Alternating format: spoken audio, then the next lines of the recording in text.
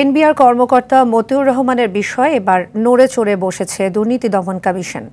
মতিউর দম্পতির জমি জমার তথ্য চেয়ে ঢাকাসহ দেশের বিভিন্ন জেলার সাব রেজিস্ট্রি অফিসে চিঠি দিয়েছে দুদক। এই কর্মকর্তা ও তার পরিবারের জ্ঞাত আয় বহির্ভূত ক্রয়কৃত কোনো জমি আছে কিনা সেটি জানতেই এ চিঠি দেয় সংস্থাটি।